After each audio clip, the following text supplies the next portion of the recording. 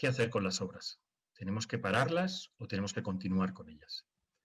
Bueno, en un primer momento había dos tendencias, había una serie de voces que decían hay que continuar con las obras aprovechando que hay una disminución de tráfico, tenemos menos vehículos en la infraestructura, aprovechemos para cometer esas obras, y otras voces que decían tenemos que parar las obras, no nos podemos permitir que haya una propagación de la pandemia entre los trabajadores.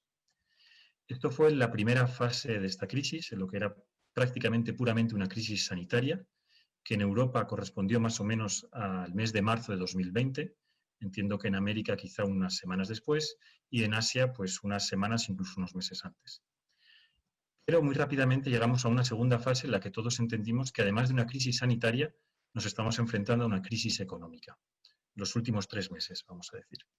Y aquí apareció un nuevo argumento de peso que inclinó la balanza hacia mantener las obras abiertas, que fue la necesidad de desarrollar obras para apoyar la economía y generar empleos, evitando esa crisis social que antes comentaba. Bueno, en todo ese contexto hay una solución ideal, que sería la de mantener las obras abiertas y lanzar nuevas obras sin expandir la pandemia. Entiendo que esa ha sido la apuesta de Paraguay. Ha sido una apuesta muy exitosa. Durante más de 3 meses no ha habido ningún caso.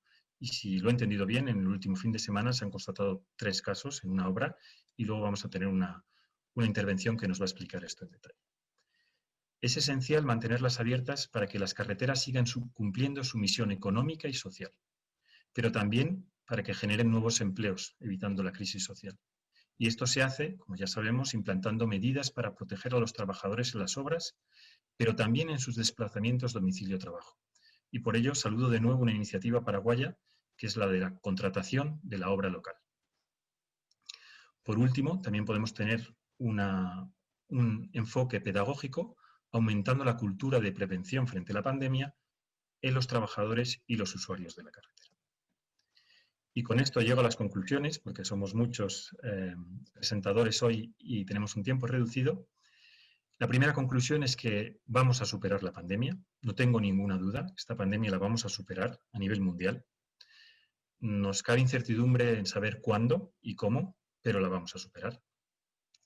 Las carreteras pueden apoyar para solucionar la crisis sanitaria, transportando personal y suministros sanitarios de una forma segura, limitando los contactos físicos respecto a otros medios de transporte y realizando esa labor pedagógica entre los trabajadores y los usuarios de la carretera para frenar la pandemia.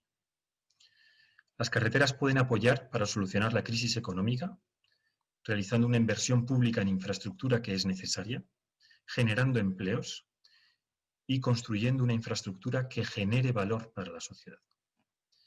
Y por último, una reflexión. Creo que los momentos de crisis también son momentos de oportunidad para replantear estrategias. La COVID-19 va a dejar unos retos tremendos, pero también algunas oportunidades para el sector vial. Y creo que entre todos tenemos que conseguir unas carreteras aún más eficientes, aún más inclusivas y aún más sostenibles.